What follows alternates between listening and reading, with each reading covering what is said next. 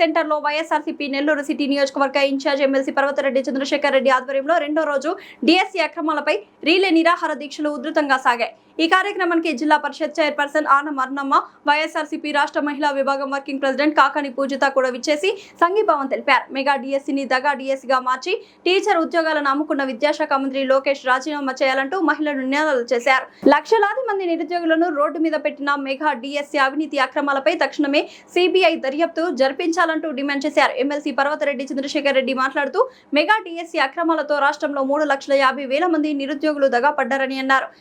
ఎలాంటి అర్హత లేని తమ కార్యకర్తలకు కూటమి ప్రభుత్వం టీచర్ ఉద్యోగాలను అడ్డదారిలో కట్టబెట్టిందని ధ్వజమెత్తారు. ఈ రోజు కూటమి ప్రభుత్వం అనుసరించిన తప్పుడు విధానాలతో ఎన్ని అర్హతలు ఉండి ఉద్యోగం రాని ఎంతో మంది అభ్యర్థులు తీవ్రంగా నష్టపోయారని ఆవేదన వ్యక్తం చేశారు.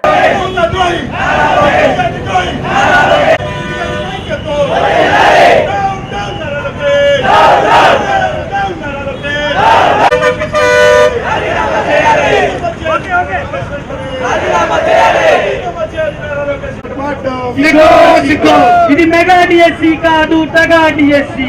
ఇది మెగా డిఎస్సీ కాదు, తగా డిఎస్సీ. మెగా డిఎస్సీ కాదు, తగా డిఎస్సీ. మెగా డిఎస్సీ కాదు, తగా డిఎస్సీ. మెగా జిందాబాద్ వైఎస్ఆర్ కాంగ్రెస్ పార్టీ జిందాబాద్. ఇదే మీ రాజ్యం, ఇదే మీ రాజ్యం, దొంగ రాజ్యం. జై జై జై జగన్, జోహార్ వైఎస్ఆర్, జోహార్ జోహార్ వైఎస్ఆర్. జోహార్. డిఎస్సీ పైన జరిగిన అక్రమాలపై ఇదే మీ రాజ్యం, దొంగ రాజ్యం, దోపిడీ రాజ్యం. ఇదే మీ రాజ్యం, ఇదే మీ రాజ్యం. డౌన్ డౌన్ నరలకే, డౌన్ డౌన్. Down down. సిగో సిగో.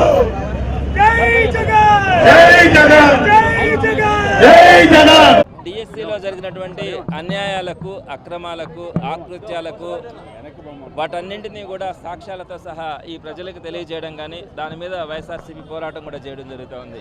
మొట్టమొదటి రోజు నుంచి కూడా వైఎస్ఆర్సీపీ పోరాటం కొనసాగిస్తూ ఉంది. దీని తర్వాత నీటి అక్రమాలకు సంబంధించి కేంద్ర ప్రభుత్వం మీద కూడా జంజీ ఒక యుద్ధం కూడా చేయడం జరిగింది. వెంటనే అక్కడ ఉన్నటువంటి కేంద్ర ప్రభుత్వంలో ఉన్నటువంటి విద్యాశాఖ మంత్రి నైతిక బాధ్యత వహించి రాజీనామా చేయడం కూడా జరిగింది. కానీ ఈ రోజుకి కూడా ఇక్కడ మేము ఇన్ని ఎవిడెన్సెస్ మేము ఇచ్చినా కూడా, ఇన్ని సాక్ష్యాలు, నేను ఇచ్చిన సాక్ష్యాలు కొత్తవి కూడా కాదండి.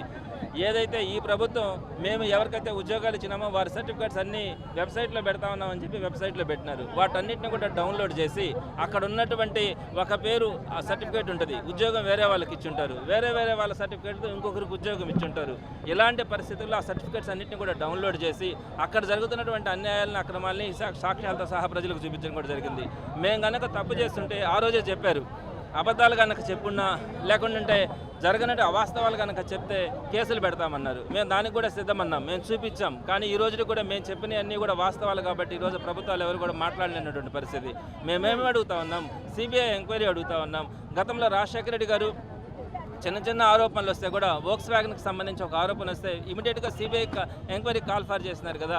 అలానే పరిటాల రవి గారి హత్య జరిగినప్పుడు కూడా ఇమీడియట్గా సిబిఐ ఎంక్వైరీ కాల్ ఫర్ చేసినారు కదా. జగన్మోహన్ రెడ్డి గారు కూడా ఆయన మంత్రివర్గంలో ఉండే ఒక మంత్రి గురించి ఒక చిన్న ఆరోపణ, కోర్టులో కొన్ని పేపర్స్ మిస్ అయినాయని చెప్తే వెంటనే దాని మీద సిబిఐ ఎంక్వైరీ కాల్ ఫర్ చేసినారు.